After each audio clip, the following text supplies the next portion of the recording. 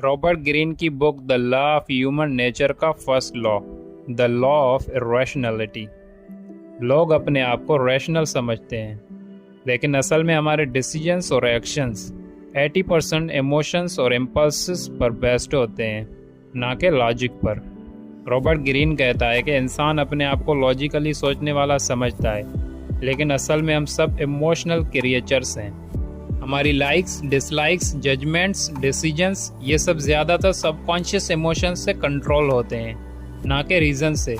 हम अपने आप को लॉजिकल समझने का इल्यूजन रखते हैं, लेकिन हमारी चॉइसेस को ड्राइव करने वाली फोर्स इमोशंस होती हैं। जो लोग अपने इमोशंस को कंट्रोल कर लेते हैं, वो दूसरों के इमोशंस को भी कंट्रोल कर लेते हैं। जो लोग इमोशनल कंट्रोल नहीं सीखते, वो रिएक्टिव स्लेव बन जाते हैं, सोसाइटी, रिलेशनशिप्स और अपने ही इम्पल्सेस के। रॉबर्ट ग्रीन कहता है कि इरेशनैलिटी का मतलब सिर्फ पागलपन नहीं है, इसका मतलब है इमोशंस के कंट्रोल में आना। जब हम गुस्सा, जेलसी, फियर या एक्साइटमेंट में होते हैं, हमारी सोचने की एबिलिटी डिस्टॉर्ट हो जाती है। हम छोटे इश्यूज को बड़ा बना देते हैं या कभी कभी रिस्की डिसीजंस ले लेते हैं। इमोशनल रिएक्शन हमारे अंदर के hidden childhood traumas, insecurities, desire से भी ट्रिगर होते हैं। लेसन: जब तक तुम अपने इमोशंस को समझ नहीं लेते, तुम उनके गुलाम हो। Example number 1, the stock market crash 1929। 1929 में वॉल स्ट्रीट क्रैश हुआ था। लोगों ने अपने सारे इन्वेस्टमेंट स्टॉक मार्केट में डाल दिए थे, क्योंकि सबको लगता था कि मार्केट हमेशा ऊपर जाएगी। रियलिटी: मार्केट फंडामेंटल्स स्ट्रॉन्ग नहीं थे। लोगों ने इमोशनल एक्साइटमेंट में बिना सोच समझ इन्वेस्ट किया। जब मार्केट क्रैश हुई, लोग पैनिक में अपने स्टॉक्स बेचने लगे। इससे और क्रैश हुआ।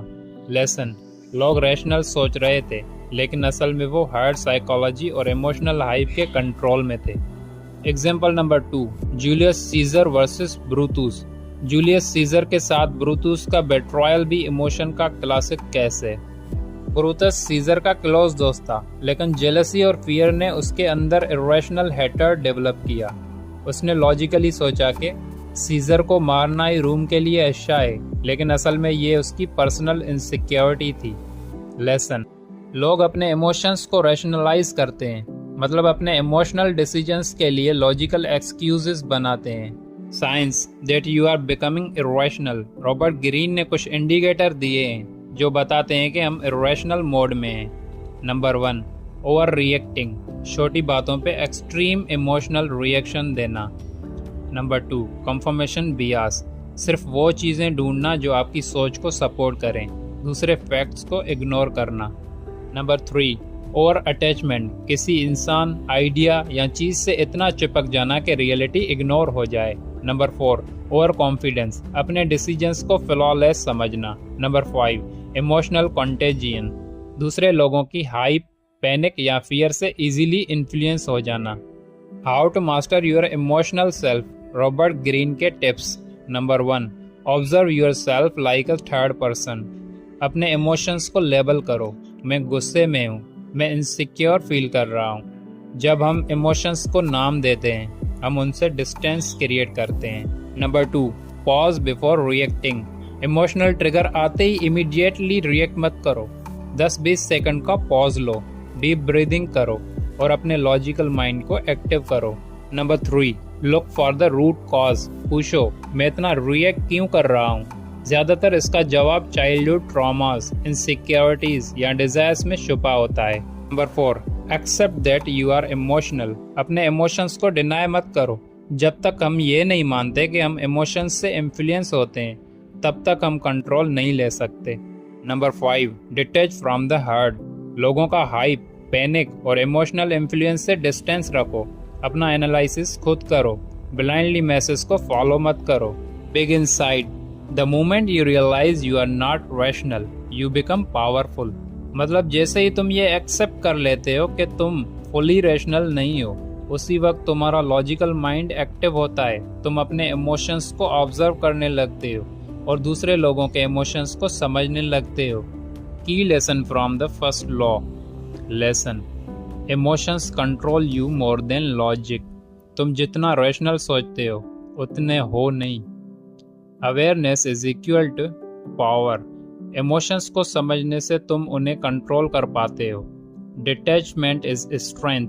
जो लोग इमोशनल स्टॉर्म से अलग हो जाते हैं वो बेटर डिसीजंस लेते हैं। Others are emotionals to.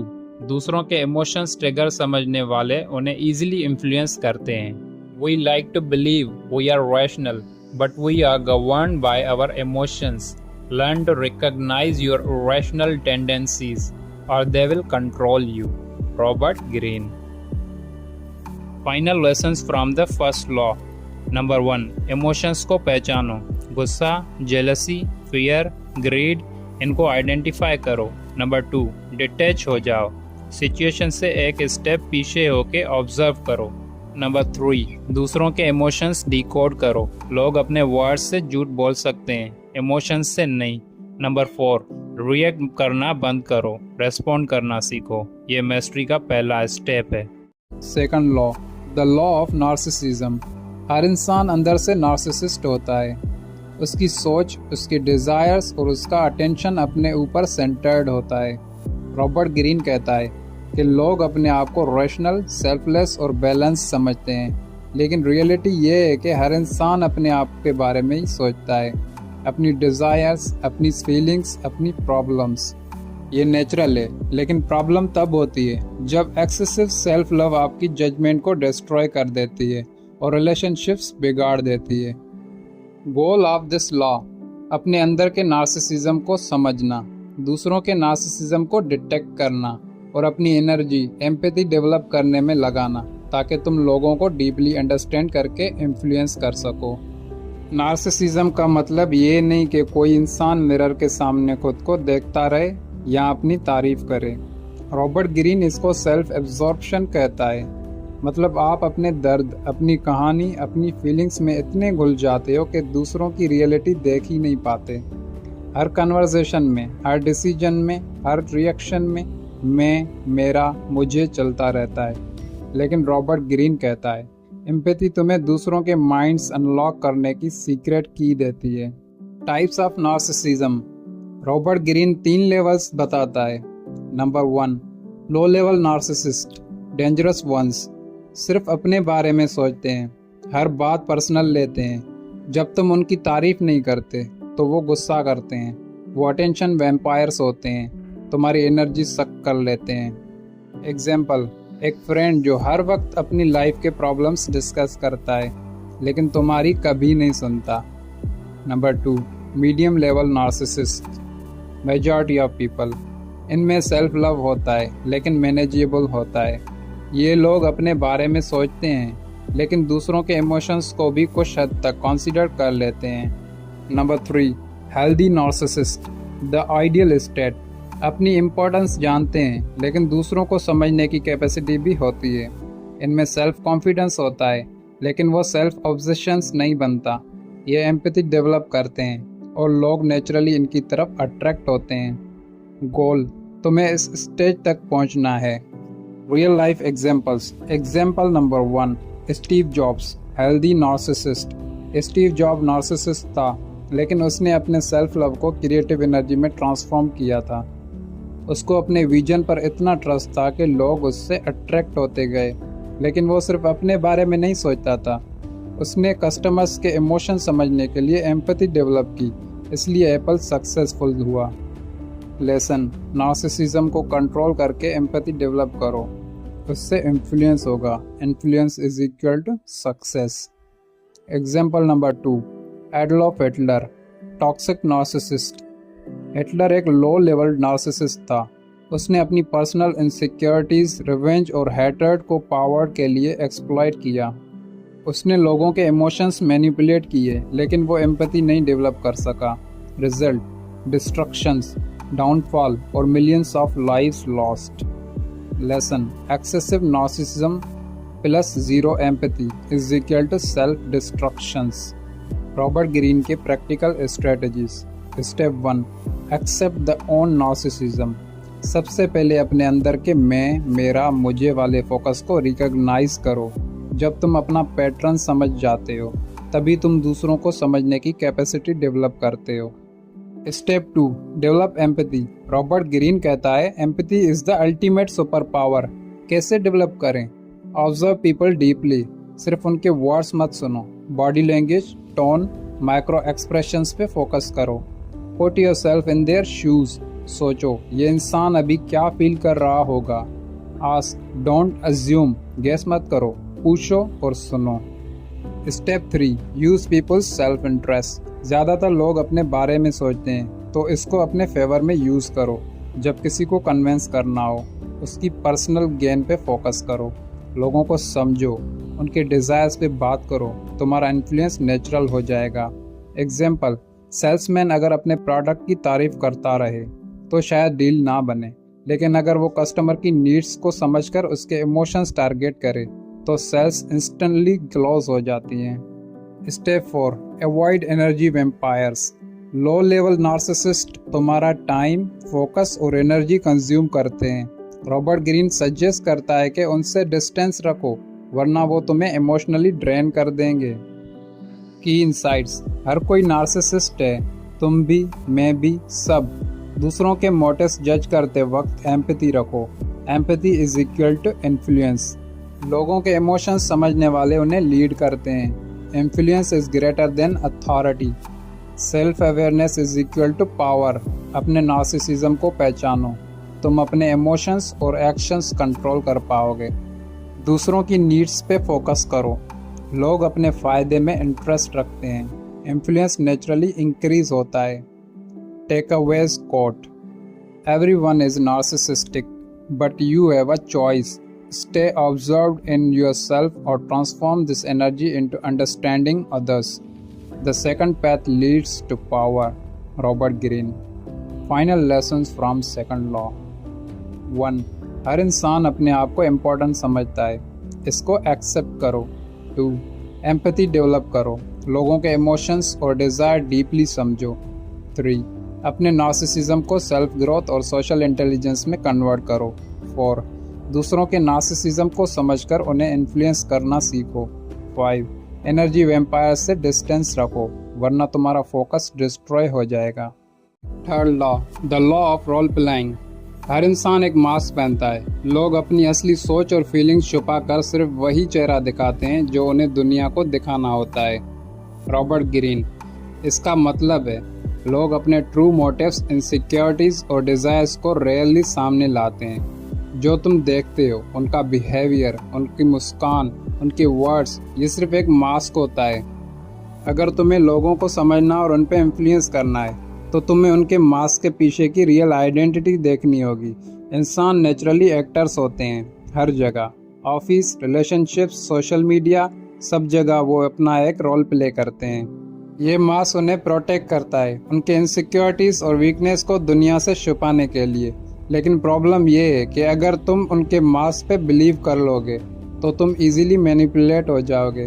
Green का मेन लेसन, लोगों के वर्ड्स को मत देखो, उनके एक्शंस और माइक्रो एक्सप्रेशंस को डिकोड करो। Real life examples. Example number 1, Richard Nixon, US president. Nixon दुनिया को एक कॉन्फिडेंट पैट्रियट लीडर का मास्क दिखाता था, लेकिन अंदर से वो इनसिक्योर, पैरानॉइड और रिवेंजफुल था। इस इनसिक्योरिटी ने उसको वाटरगेट स्कैंडल में पुश किया, जहां उसने इलीगल स्पाइंग कराई। जब असली चेहरा सामने आया, उसको रिजाइनेशन देना पड़ा। लेसन, मास्क एक वक्त तक चल सकता है, लेकिन असली कैरेक्टर हमेशा लीक हो जाता है। Example number 2, social media influencer. आजकल इंस्टाग्राम पे लोग परफेक्ट लाइफ दिखाते हैं, हैप्पीनेस, लग्जरी, कॉन्फिडेंस, लेकिन अंदर से बहुत से डिप्रेस्ड, इनसिक्योर और कंफ्यूज्ड होते हैं। उनका मास्क बनाया होता है ताकि उन्हें वैलिडेशन मिले। लेसन, जो तुम स्क्रीन पे देखते हो वो रियलिटी नहीं होती। एग्जाम्पल नंबर 3, शेक्सपियर्स हेमलेट। हेमलेट का एक फेमस लाइन है, वन में smile and be a villain. मतलब इंसान मुस्कान के पीछे अपना सबसे डेंजरस चेहरा छुपा सकता है। Science that someone is wearing a mask. Robert Greene कुछ रेड फ्लैग्स बताता है। 1, ओवर रिएक्टिंग नाइसनेस, जो इंसान बहुत ज़्यादा स्वीट हो, अक्सर कुछ छुपा रहा होता है। 2, कॉन्ट्राडिक्शंस, वर्ड्स और एक्शंस मैच ना करें। 3, माइक्रो एक्सप्रेशंस, छोटे छोटे फेशियल स्लिप्स, जैसे गुस्से का एक सेकंड का ग्लिम्स। 4. सडन चेंजेस, एक सिचुएशन में फ्रेंडली, दूसरी में कोल्ड। रॉबर्ट ग्रीन के practical strategies. 1. Observe, don't listen blindly, words पे ट्रस्ट मत करो, एक्शंस पे फोकस करो। लोग अपने वर्ड्स को कंट्रोल करते हैं लेकिन बॉडी लैंग्वेज एक्सपोज कर देता है। 2. Learn the art of reading micro expressions, एक छोटी मुस्कान के पीछे जेलसी छुपी हो सकती है। आंखों का कांटेक्ट, बॉडी का टेंशन, टोन ऑफ वॉइस सब असली चेहरा दिखाते हैं। 3. Don't show your own hand, जैसे दूसरे लोग मास्क पहनते हैं तुम्हें भी अपना पूरा असली चेहरा हर जगह दिखाने की ज़रूरत नहीं। कंट्रोल्ड मास्क यूज़ करो ताकि तुम्हें लोग एक्सप्लॉइट ना कर सकें। 4. Spot the strongest desire, her mask के पीछे एक कोर डिज़ायर छुपी होती है, पावर, अप्रूवल, मनी, रेस्पेक्ट। अगर तुम्हें वो समझ आ जाए तुम उस इंसान को इजीली इन्फ्लुएंस कर सकते हो। बिग इनसाइट्स, जो लोग मास्क के पीछे देख सकते हैं वो दुनिया के असली रूलर्स बनते हैं। मतलब अगर तुम सिर्फ सुपरफिशियल बिहेवियर देखोगे तो तुम मैनिपुलेट हो जाओगे, लेकिन अगर तुम अंदर के रियल मोटिव्स डिकोड कर लोगे तो तुम्हें लोगों का असली ऑपरेटिंग सिस्टम समझ आ जाएगा। Key lessons from the third law. Lesson, सब मास्क पहनते हैं, लोग अपनी इनसिक्योरिटीज़ छुपाते हैं। Words is not equal to truth, action और एक्सप्रेशन ज़्यादा सच दिखाते हैं। कंट्रोल्ड मास्क, अपना पूरा असली चेहरा हमेशा एक्सपोज मत करो। डिटेक्ट डिज़ायर्स, मास्क के पीछे हमेशा एक हिडन डिज़ायर होता है। Reading people is equal to power, जितना तुम लोगों को समझोगे उतना उन्हें इन्फ्लुएंस करोगे। Take away quote, people wear mask to disguise their true nature, learn to pierce these mask and you will never be deceived. Robert Greene. Final lesson from third law. 1. हर इंसान एक एक्टर है, उनके mask के पीछे उनकी असली कहानी छुपी है। 2. वर्ड्स और अपीयरेंस पे ट्रस्ट मत करो, माइक्रो एक्सप्रेशंस और बिहेवियर डिकोड करो। 3. अपना कंट्रोल्ड मास्क रखो ताकि तुम्हें एक्सप्लॉइट ना किया जा सके। 4. जो लोग मास्क के पीछे की साइकोलॉजी समझ लेते हैं वो इन्फ्लुएंस के मास्टर बन जाते हैं। Law number 4, the law of compulsive behaviour. इंसान अपने कैरेक्टर से कभी नहीं भाग सकता, चाहे वो जितनी भी एक्टिंग करे उसका असल पैटर्न हमेशा दोबारा रिपीट होगा। मतलब हर इंसान का एक फिक्स्ड कैरेक्टर पैटर्न होता है। सिचुएशन चेंज हो सकती है, मास्क चेंज हो सकता है, लेकिन कैरेक्टर हमेशा अपनी असली रूप में सामने आता है। अगर तुम कैरेक्टर को समझ जाओ तो तुम लोगों का फ्यूचर बिहेवियर प्रेडिक्ट कर सकते हो। पर्सनालिटी टेम्पररी होती है, जैसे ड्रेसिंग, मैनर्स, लेकिन कैरेक्टर परमानेंट होता है, जैसे habits, emotional reactions, moral strength. लोग जब स्ट्रेस, पावर या टेम्पटेशन फेस करते हैं उनका असली कैरेक्टर सामने आ जाता है। ग्रीन कहता है, the most foolish mistake is to जज people by their surface appearance instead of their underlying character. Real life examples. Example number 1, Napoleon Bonaparte. Napoleon एक ब्रिलियंट जनरल था, लेकिन उसका कैरेक्टर ओवर कॉन्फिडेंस और एरोगेंस से भरपूर था। उसने बार बार रिस्की वार्स शुरू किए जहां लॉन्ग टर्म डैमेज हुआ। चाहे उसके एडवाइज़र वार्न करते थे, उसने अपना कंपल्सिव बिहेवियर रिपीट किया। रिजल्ट क्या निकला? वाटरलू की डिफीट। लेसन, तुम टैलेंट देखकर इम्प्रेस हो सकते हो, लेकिन अगर बंदा कंपल्सिवली एक ही मिस्टेक करता है वो हमेशा खुद को बर्बाद करेगा। Example number 2, Tiger Woods. World's best golfer होने के बावजूद उसका कैरेक्टर वीकनेस, कंपल्सिव इनफाइडेलिटी, उसके डाउनफॉल का सबब बना। करियर पीक पे था, लेकिन पर्सनल स्कैंडल्स ने रेपुटेशन डिस्ट्रॉय कर दी। लेसन, स्किल्स या टैलेंट तुम्हें पीक तक ले जा सकते हैं, लेकिन कैरेक्टर तुम्हें सस्टेन करता है। Example number 3, Abraham Lincoln, the positive character. Lincoln की स्ट्रेंथ थी passion, empathy and persistence. Her stress में उसका कैरेक्टर शाइन करता था। इसी वजह से सिविल वार्स जैसे क्राइसिस में भी वो स्टेबल रहा और अमेरिका को लीड किया। Lesson, strong character is equal to sustainable leadership. Science of people's character. Robert Greene's lens. 1, consistency in action. लोग बार बार वही रिएक्शन देते हैं। एग्जाम्पल, जो बंदा छोटी चीज़ों पे भी जल्दी गुस्सा होता है वो बड़े क्राइसिस में और भी एक्सप्लोड करेगा। 2. Reactions under pressure. स्ट्रेस इंसान का असली कैरेक्टर एक्सपोज करता है। 3. Pattern of relationships. अगर कोई रिपीटेडली टॉक्सिक रिलेशनशिप्स में गिरता है वो कंपल्सिव है। 4. Treatment of the weak. जिस तरह बंदा पावरलेस लोगों से बिहेव करता है उसका असली चेहरा वही है। रॉबर्ट ग्रीन की स्ट्रेटजीज। 1. जज by character not reputation. Reputation एक मास्क है जो लोग बिल्ड करते हैं, लेकिन कैरेक्टर टाइम के साथ हमेशा सामने आ जाता है। 2. Observe the pattern not one incident. एक बार की गलती इग्नोर हो सकती है, लेकिन अगर कोई इंसान एक ही मिस्टेक बार बार करे वो उसका कंपल्सिव कैरेक्टर है। 3. Test people with small things. किसी को छोटी टेम्पटेशंस दो, जैसे थोड़ा पैसा थोड़ा पावर, और देखो वो कैसे रिएक्ट करता है। अगर छोटी चीज़ में फेल हो तो बड़ी चीज़ में भी हमेशा फेल करेगा। 4. Know your own compulsions. अपने अंदर देखो मैं किस चीज़ को बार बार रिपीट करता हूँ, जैसे jealousy, anger, procrastination, over trust. अगर तुम अपने कंपल्जन्स को समझकर कंट्रोल कर लेते हो तुम पावरफुल बन जाते हो। Big insight. Character is fat, मतलब इंसान की डेस्टिनी उनके कैरेक्टर के हिसाब से लिखी होती है। एक कंपल्सिव लायर हमेशा अपनी क्रेडिबिलिटी खो देता है। एक कंपल्सिव रिस्क टेकर हमेशा क्रैश होता है। एक कंपल्सिव पेशेंट और एम्पैथिक लीडर हमेशा लोगों के दिल जीत लेता है। Key lessons from the 4th law. Lesson. Personality is not equal to character. Personality mask है, कैरेक्टर असली है। Compulsions repeat. बंदा अपना पैटर्न दोबारा रिपीट करेगा। जज लॉन्ग टर्म। टेम्पररी बिहेवियर पे मत जाओ, पैटर्न ऑब्जर्व करो। Strong character is equal to trust. Weak character is equal to downfall. अपना कंपल्सिव लूप तोड़ो, वरना तुम अपनी खुद की डेस्टिनी बर्बाद कर लोगे। Take away quote. Do not be mesmerized by people's reputation or surface image. Focus instead on their character, for it is what dictates their fate. Robert Greene. Final lessons from the 4th law. 1. हर बंदा एक compulsive pattern repeat करता है, सो उसको समझना सीखो। 2. Reputation और मास पे मत जाओ, असली चेहरा एक्शन और स्ट्रेस रिएक्शंस में दिखाई देता है। 3. अपना खुद का कंपल्सिव लूप तोड़ो, वरना तुम्हारी लाइफ उसी के हिसाब से चलेगी। 4. True power is equal to character intelligence. Law number 5. The law of covetousness. इंसान की नेचर ऐसी है कि वो हमेशा वही चीज़ चाहता है जो उसके पास नहीं होती।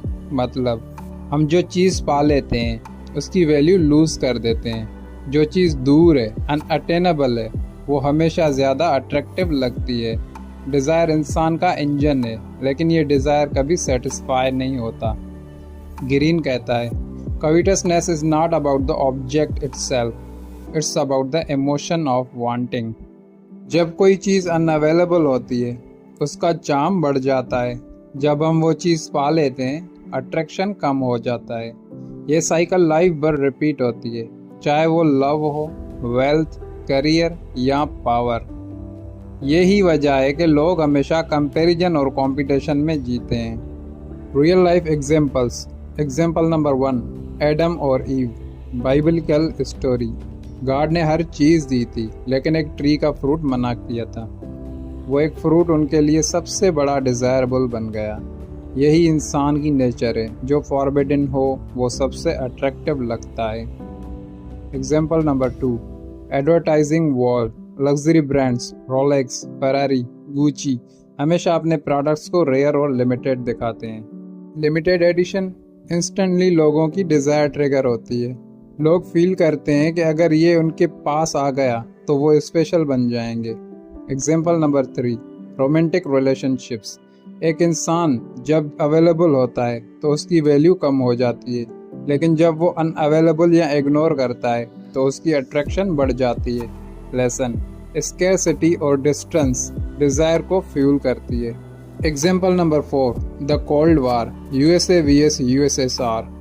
अमेरिका और सोवियत यूनियन के पास ऑलरेडी बहुत पावर थी, फिर भी वो हमेशा और पावर और टेरिटरीज चाहते थे जो उनके पास नहीं थी। इस डिज़ायर ने आर्म्स रेस और डिकेड्स ऑफ टेंशन क्रिएट किया।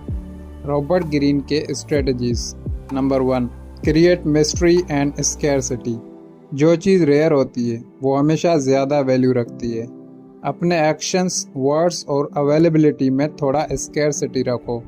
हर वक्त अवेलेबल होने वाले इंसान की वैल्यू गिर जाती है। Number 2, focus on what others lack. अगर तुम्हें किसी को इन्फ्लुएंस करना है तो उनकी अनफुलफिल्ड डिज़ायर्स पे फोकस करो। इंसान हमेशा उस चीज़ के लिए वल्नरेबल होता है जो उसके पास नहीं होती। Number 3, don't over supply yourself. हर वक्त अपना टैलेंट, अपना रिसोर्सेज और अपना टाइम फ्रीली मत दो।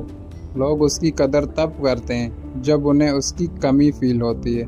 Number 4, play on the forbidden. जब किसी चीज़ को थोड़ा फॉरबिडन बनाया जाता है तो उसका चार्म बढ़ जाता है। You can not have it. इस लाइन से ही डिज़ायर इग्नाइट हो जाती है। Big insight, desire is endless, you can never satisfy it but you can channel it. मतलब तुम चाहे कुछ भी पालो, डिज़ायर ख़त्म नहीं होती। वाइस इंसान अपनी डिज़ायर्स को कंट्रोल करके उसे ग्रोथ और क्रिएटिविटी में लगाता है। मैनिपुलेटर्स दूसरों की डिज़ायर्स पे खेल कर उन्हें कंट्रोल करते हैं। की lessons from the 5th law. Lesson, people want the unavailable. जो चीज़ उनके पास नहीं, उसी की क्रेविंग होती है। Scarcity is equal to value. जब तुम रेयर हो तुम्हारी वैल्यू बढ़ जाती है। Desire is इनलेस। फुलफिलमेंट के बाद भी नई क्रेविंग शुरू होती है। Influence through desires. लोगों की अनफुलफिल्ड नीड्स पे फोकस करो। Don't over supply. हमेशा थोड़ा मिस्ट्री और डिस्टेंस रखो। Take away quote. People's desires are never about the object itself but about the feeling of wanting. Learn to exploit this and you will have their hearts. Robert Greene. Final lessons from the 5th law. 1, इंसान हमेशा जो unavailable है उसी की तरफ खींचता है। 2, scarcity और मिस्ट्री क्रिएट करके तुम अपनी वैल्यू मल्टीप्लाई कर सकते हो। 3, अपने आप को ओवर सप्लाई मत करो वरना तुम्हारी वर्थ खत्म हो जाएगी। 4, दूसरों के अनफुलफिल्ड डिज़ायर्स पे फोकस करके तुम उन्हें इजीली इन्फ्लुएंस कर सकते हो। 5, वाइस बनो। अपनी डिज़ायर्स पे कंट्रोल लो वरना तुम उनके स्लेव बन जाओगे। Law number 6, the law of short sightedness. इंसान अक्सर तुरंत फ़ायदा देखकर फैसला करता है लेकिन लॉन्ग टर्म कॉन्सिक्वेंसेस भूल जाता है। मतलब हम छोटी सी इमीडिएट कंफर्ट या रिवॉर्ड के पीछे भागते हैं, फ्यूचर के आउटकम्स, कॉन्सिक्वेंसेस और सस्टेनेबिलिटी को इग्नोर कर देते हैं। यही वजह है कि लोग इन्वेस्टमेंट, रिलेशनशिप और पॉलिटिक्स में बार बार फेल होते हैं। रॉबर्ट ग्रीन कहता है, short sightedness blinds people, they can not see beyond the heat of the moment. इंसान की सोच अक्सर इम्पल्सिव और रिएक्टिव होती है। तुरंत प्रॉफिट चाहिए, तुरंत सुकून चाहिए, तुरंत प्लेजर चाहिए। लेकिन लॉन्ग टर्म सक्सेस और सस्टेनेबिलिटी सिर्फ उन्हीं को मिलती है जो अपनी सोच को फ्यूचर ओरिएंटेड रखते हैं। Real life examples. Example number 1, stock market investors. ज़्यादातर noise investors short term profit के लिए स्टॉक खरीदते और बेचते हैं। पैनिक और ग्रीड में डिसीजंस लेते हैं, रिजल्ट लॉसेस होते हैं। जबकि successful investor like Warren Buffett decades का विजन रखते हैं। एग्जाम्पल नंबर 2, जूलियस सीजर और रोमन सेनेट। रोमन सेनेट ने सीजर की पावर को शॉर्ट टर्म खतरा समझा और उसे एसेसिनेट कर दिया। शॉर्ट टर्म में उन्हें लगा वो पावर सिक्योर कर लेंगे, लेकिन लॉन्ग टर्म में उस एसेसिनेशन ने रोम को सिविल वार्स और एम्पायर के डाउनफॉल की तरफ ले गया। Example number 3, relationships. इंसान शॉर्ट टर्म अट्रैक्शन और इमोशंस में आकर रिलेशनशिप स्टार्ट करता है, फ्यूचर कंपैटिबिलिटी और वैल्यूज़ पे फोकस नहीं करता। रिजल्ट क्या निकलता है? हार्ट ब्रेक और regrets. Example number 4, health choices. Fast food खाना, जंक फूड, लेजीनेस, ये शॉर्ट टर्म प्लेजर देते हैं लेकिन लॉन्ग टर्म में ओबेसिटी, डायबिटीज़, हार्ट प्रॉब्लम्स होती हैं। रॉबर्ट ग्रीन की strategies. 1, always extend your vision. फैसला करते वक्त हमेशा सोचो इसका 5 साल बाद क्या नतीजा होगा। सिर्फ करंट रिवार्ड मत देखो, लॉन्ग टर्म इम्पैक्ट समझो। 2. Resist immediate gratification. हर डिज़ायर पे तुरंत रिएक्ट मत करो, थोड़ा डिले और पेशेंस रखो, ये तुम्हारी डिसीजन मेकिंग को पावरफुल बनाता है। 3. Train yourself in historical perspective. History के लेसन समझो। इंसान बार बार सेम गलती करता है क्योंकि वो सिर्फ प्रेजेंट देखते हैं, पास्ट और फ्यूचर इग्नोर कर देते हैं। 4. Think in terms of strategy not tactics. Tactics मतलब छोटी मूव्स जो सिर्फ अभी काम करती हैं, स्ट्रेटजी मतलब बड़ी सोच जो लॉन्ग टर्म विक्ट्री दिलाती है। Big insights. The future always comes faster than we expect, those who prepare for it hold the power. मतलब जो इंसान शॉर्ट टर्म में फंस जाता है वो हमेशा रिग्रेट करता है, जो इंसान लॉन्ग टर्म विजन रखता है वो हमेशा लीडर बन जाता है। Key lessons from the 6th law. Lesson. Short term focus is equal to blindness. सिर्फ आज का सोचने वाले हमेशा ट्रैप में फंसते हैं। Long term vision is equal to power. Future के लिए प्लान करना तुम्हें कंट्रोल देता है। Delay gratification. पैशन से तुम और स्ट्रॉन्ग और वाइस बनते हो। History is a guide. पिछले मिस्टेक फ्यूचर के लिए वार्निंग है। Strategy over tactics. सिर्फ अभी काम करने वाली चीज़ नहीं, बड़ी तस्वीर सोचो। Take away quote. People who cannot see beyond the moment are doomed to be slave to circumstance. Learn to think far ahead and you will master the game of life. Robert Greene. Final lessons from the 6th law. 1. Immediate reward के चक्कर में अपनी life बर्बाद मत करो। 2. हर फैसले को long term lens से देखना सीखो। 3. पेशेंस और डिलेड ग्रेटिफिकेशन तुम्हारी सुपर पावर है। 4. स्ट्रेटजी और फार साइट तुम्हें क्राउड से अलग बना देते हैं। 5. लीडर्स वो होते हैं जो दूर तक देखते हैं, फॉलोअर्स वो होते हैं जो सिर्फ मूवमेंट में जीते हैं। Law number 7, the law of defensiveness. इंसान नेचुरली डिफेंसिव होता है। अगर तुम उसे फोर्स करो, क्रिटिसाइज करो या अपना आइडिया डायरेक्टली इम्पोज करो तो वो तुरंत अपने डिफेंसेस एक्टिव कर लेता है। मतलब हर इंसान अपने ईगो और बिलीव्स को प्रोटेक्ट करता है। अगर तुम डायरेक्टली उनके अगेंस्ट जाओगे तो वो रेजिस्ट करेगा, चाहे तुम्हारी बात सही क्यों ना हो। अगर तुम इनडायरेक्टली एम्पैथी और सबलेटी के साथ अप्रोच करते हो तो वो खुद कन्विंस हो जाता है। रॉबर्ट ग्रीन कहता है कि ह्यूमन नेचर में एक सेल्फ प्रिजर्वेशन इंस्टिंक्ट होती है। लोग अपनी इमेज, रेस्पेक्ट और इंडिपेंडेंस के लिए फाइट करते हैं। जब तुम उन्हें डायरेक्टली चैलेंज करते हो तो वो तुम्हारी बात रिजेक्ट कर देते हैं, सिर्फ अपना ईगो प्रोटेक्ट करने के लिए।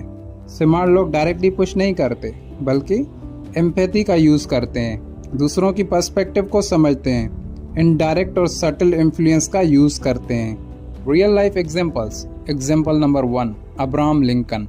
लिंकन जब भी अपने अपोनेंट्स को कन्विंस करना चाहते थे वो उन्हें डायरेक्टली तुम गलत हो नहीं कहते थे। इंस्टीड वो उनसे फ्रेंडली टोन में बात करते, उनके एंगल को एक्नॉलेज करते और फिर अपना पॉइंट इतने स्मूथ तरीके से रखते कि सामने वाला खुद कन्विंस हो जाता। Example number 2, everyday life relationships. अगर तुम अपने दोस्त या पार्टनर से डायरेक्टली कहो तुम हमेशा गलत हो, तुम्हारी अप्रोच ख़राब है, तो वो इंस्टेंटली डिफेंसिव हो जाएगा। लेकिन अगर तुम कहो मैं समझता हूँ तुम इस तरह फील करते हो, शायद एक और एंगल भी हो सकता है, तो उसका डिफेंसिव ब्रेक हो जाता है और वो सुनने को तैयार हो जाता है। Example number 3, business sales. एक सेल्समैन अगर डायरेक्टली बोले आपको ये प्रोडक्ट लेनी ही चाहिए वरना आप लॉस में रहोगे, तो कस्टमर डिफेंसिव हो जाएगा।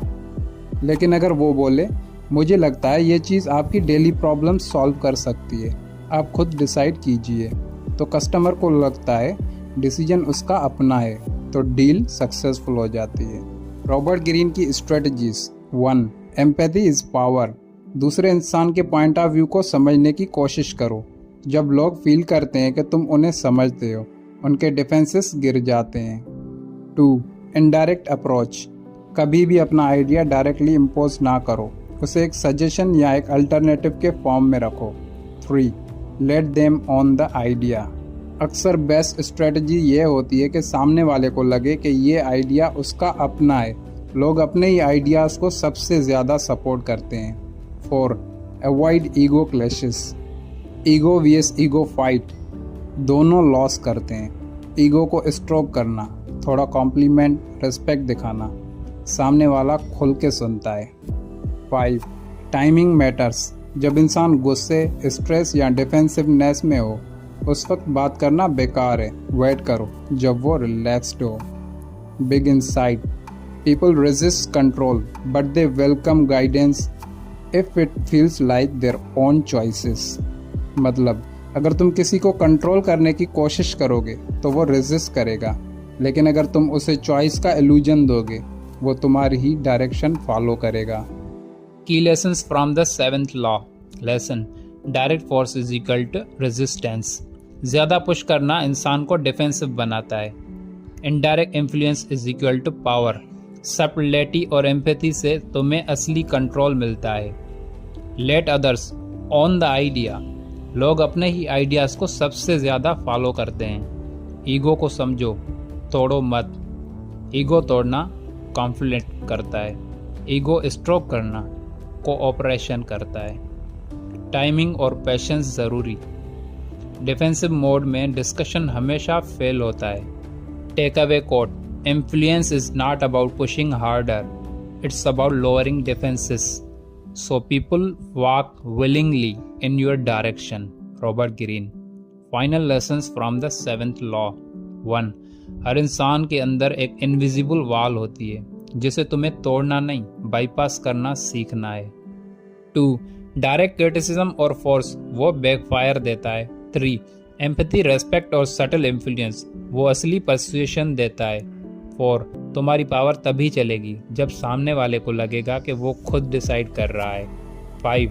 लीडर्स और वाइज लोग हमेशा ईगो को समझकर उसके अगेंस्ट नहीं जाते। Law number 8, the law of self sabotage. हम अक्सर अपनी ज़िंदगी खुद बर्बाद करते हैं और ब्लेम दूसरों या सर्कमस्टेंसेस पर डालते हैं। रॉबर्ट ग्रीन कहता है, ज़्यादातर लोग अपने फेल्यूर्स का असल सबब खुद की सोच और एटीट्यूड को नहीं समझते। हर इंसान के अंदर एक हिडन पैटर्न होता है जो उसकी लाइफ को या तो बिल्ड करता है या डिस्ट्रॉय। अगर तुम अपना एटीट्यूड और सोच पॉजिटिव और कंस्ट्रक्टिव बना लो तो तुम अपनी डेस्टिनी चेंज कर सकते हो। ये लॉ कहता है, नेगेटिव सोच, विक्टिम माइंडसेट और पेसिमिज्म ये सेल्फ सैबोटेज लाता है। पॉजिटिव सोच, प्रोएक्टिव माइंडसेट और होप ये सक्सेस लाता है। इंसान की सोच एक लेंस की तरह होती है।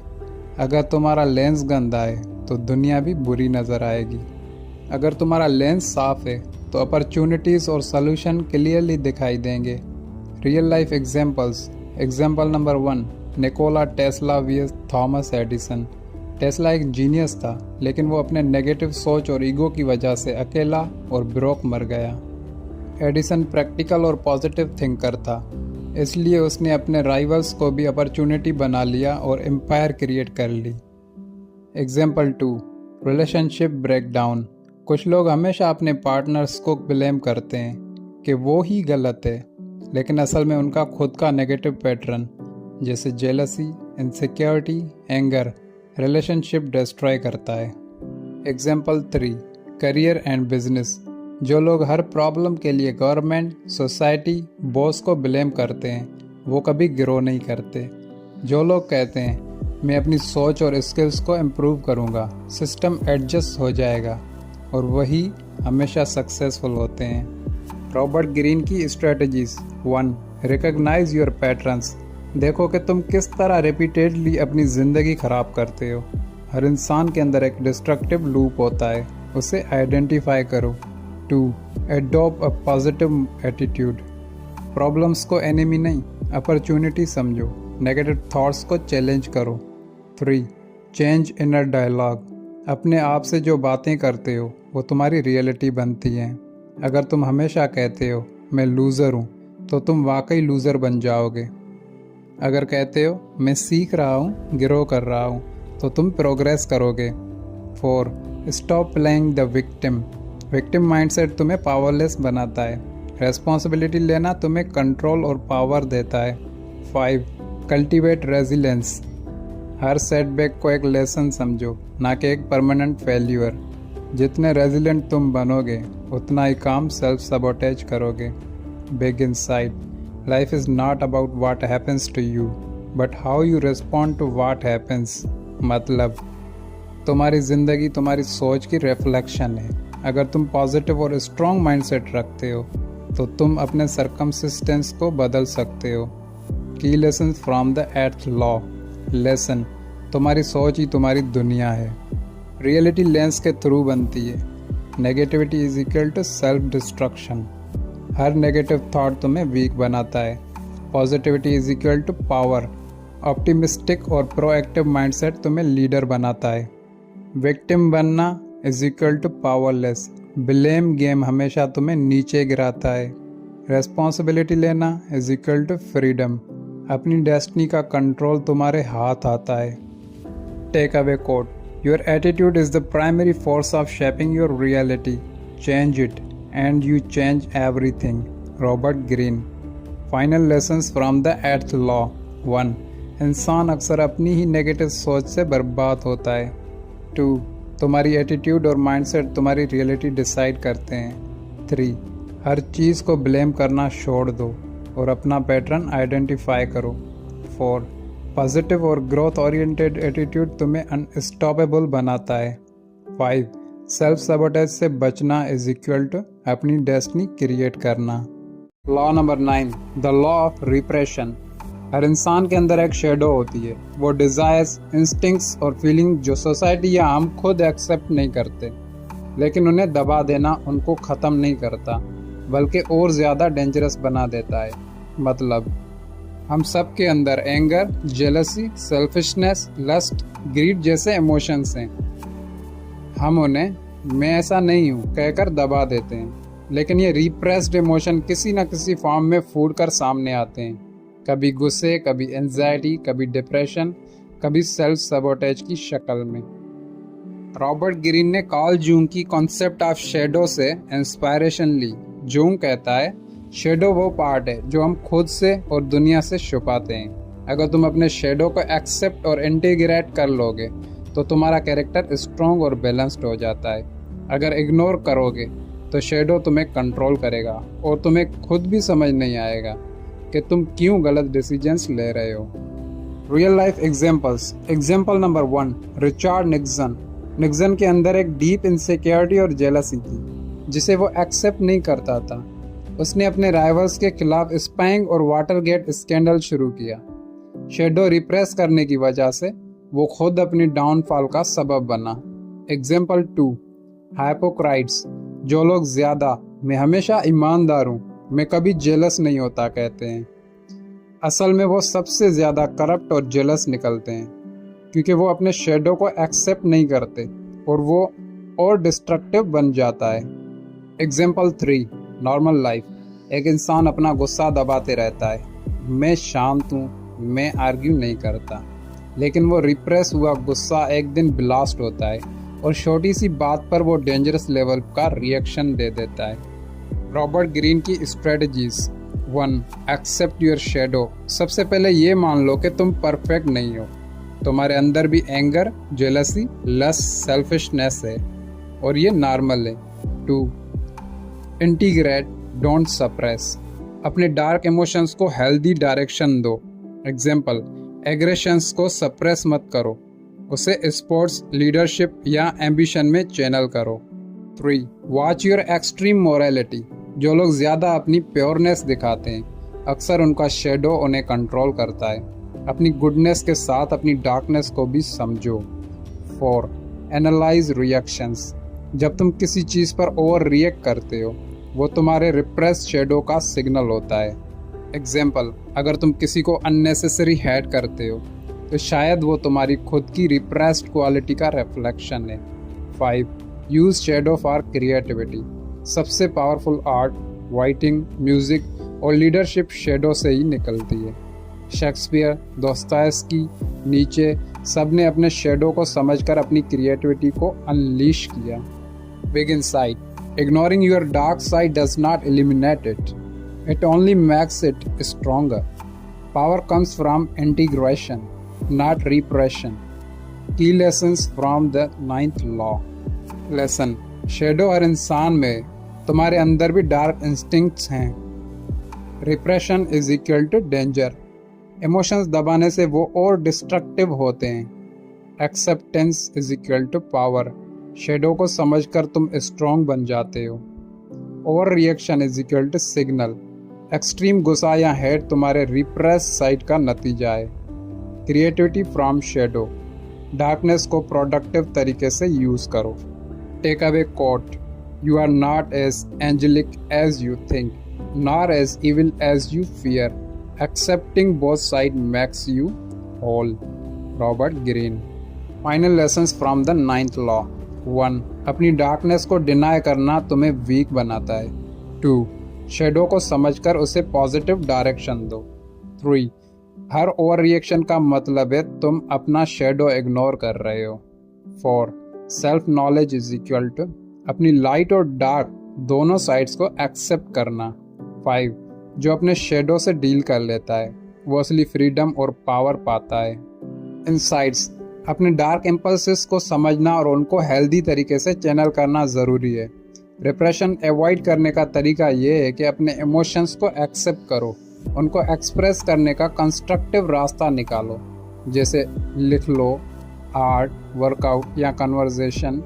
दूसरों की हिडन एग्रेशन या नेगेटिविटी को समझने की कोशिश करो। अक्सर वो उनके रिप्रेस किए हुए इमोशंस की वजह से होता है। जो लोग हमेशा ओवरली स्वीट, ओवरली गुड दिखते हैं, उनके अंदर रिप्रेशन होने का चांसेस सबसे ज़्यादा होते हैं। इजेंस: अगर तुम अपने शेडो को फेस नहीं करोगे तो वो तुम्हारी ज़िंदगी कंट्रोल करेगा। रिप्रेशन इंसान की सबसे डेंजरस मास्क है। Law number 10, the law of envy. Envy इंसान का सबसे पुराना और सबसे डेंजरस इमोशन है। ये असल में इंसान की नेचर का हिस्सा है। हम सब अपनी वैल्यूज़ को दूसरों से कंपेयर करते हैं। जब कोई हमारे आसपास ज़्यादा सक्सेसफुल, टैलेंटेड या चार्मिंग नज़र आता है तो हमारे अंदर से एक जलन उठती है। प्रॉब्लम ये है कि लोग एनवे को ओपनली एक्सेप्ट नहीं करते। वो इसको मास्क कर देते हैं और दिखाते हैं कि वो तुम्हारी सक्सेस से खुश हैं, लेकिन असल में वो तुम्हारी डाउनफॉल का इंतज़ार कर रहे होते हैं। एनवे का सबसे बड़ा प्रॉब्लम ये है कि ये छुप कर ऑपरेट करती है। तुम्हें अक्सर समझ ही नहीं आता कि कौन तुम्हारा असली दोस्त है और कौन तुम्हारी सक्सेस से जल रहा है। ये एक साइलेंट पॉइजन है जो रिलेशनशिप्स, दोस्तियाँ और प्रोफेशनल सर्कल्स को तोड़ता है। एनवे इंसान की असल फीलिंग्स को करप्ट कर देती है। वो तुम्हें सपोर्ट करने की बजाय तुम्हें नीचा दिखाने की प्लानिंग करता है। एनवे की वजह से इंसान अपनी लाइफ पे फोकस करना छोड़ देता है और अपना टाइम दूसरों को देखने और उनको गिराने में बर्बाद कर देता है। Historical real life examples. 1. Can और अबेल। Bible story. पहले कत्ल की वजह ही एनवे थी। कैन अपने भाई अबेल से इसलिए जलता था क्योंकि गॉड ने अबेल की कुर्बानी कबूल की और उसकी नहीं। रिजल्ट क्या निकला? एनवे ने उसे अपने ही भाई का खून करने पर मजबूर किया। 2. Julius Caesar. उसके सबसे करीबी लोग ब्रूटस और कैसियस एनवे की वजह से उसके खिलाफ हो गए और उसे कत्ल कर दिया। मतलब एनवे तुम्हारे सबसे क्लोज सर्कल से आ सकती है। 3. Work place example. अक्सर तुम्हें लगता है कि तुम्हारे कलीग्स तुम्हारी प्रमोशन या सक्सेस पे खुश हैं, लेकिन अंदर ही अंदर वो प्लानिंग करते हैं तुम्हें नीचे दिखाने की। गॉसिप करते हैं, रूमर्स फैलाते हैं और कैरेक्टर असैसिनेशन करते हैं। सब एनवे के टूल्स हैं। 4. Social media era. आजकल इंस्टाग्राम, टिकटॉक और फेसबुक ने एनवे को मल्टीप्लाई कर दिया है। लोग दूसरों की लाइफस्टाइल, कार्स, ट्रिप्स और लग्जरी देखते हैं और अपने आप को मिजरेबल फील करते हैं। वो अपनी ज़िंदगी से खुश रहना भूल जाते हैं। लेसन्स और इंसाइट्स। 1. अपने अंदर की एनवे को पहचानो। अगर तुम्हें लगता है कि तुम किसी और की सक्सेस या खुशी देखकर जल रहे हो तो समझ लो कि ये तुम्हारी ग्रोथ का सिग्नल है। जलने के बजाय सीखो कि वो बंदा ऐसे कैसे बना और अपनी एनर्जी उस तरफ लगाओ।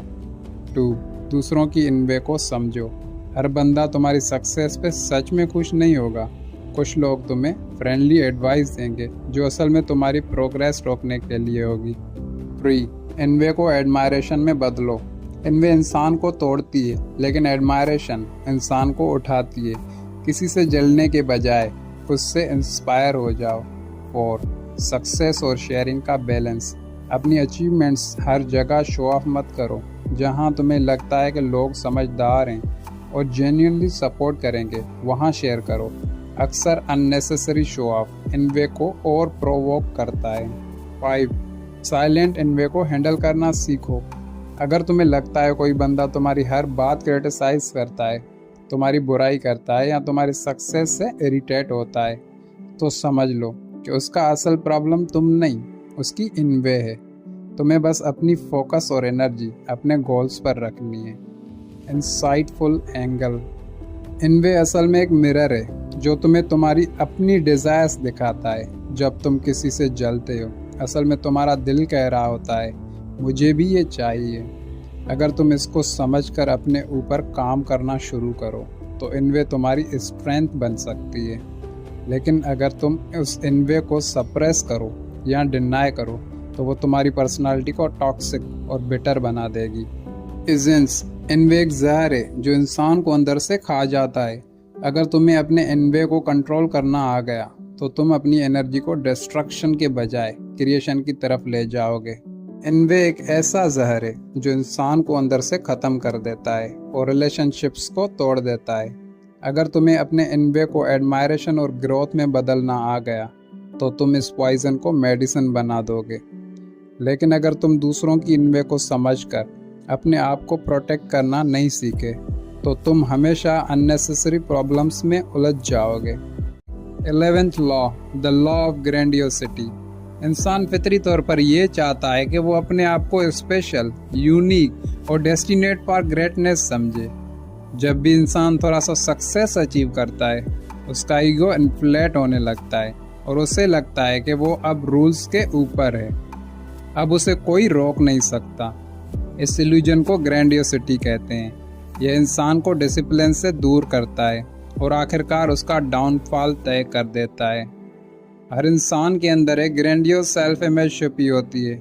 यह एक ऐसी सोच है कि मैं ऑर्डिनरी नहीं हूँ, मैं कुछ एक्स्ट्रा ऑर्डिनरी के लिए बना हूँ। जब तक ये सोच बैलेंस में होती है, वो इंसान को मोटिवेट करती है। लेकिन जब ये ईगो को इन्फ्लेट कर देती है तो वो इंसान को रियलिटी से डिस्कनेक्ट कर देती है।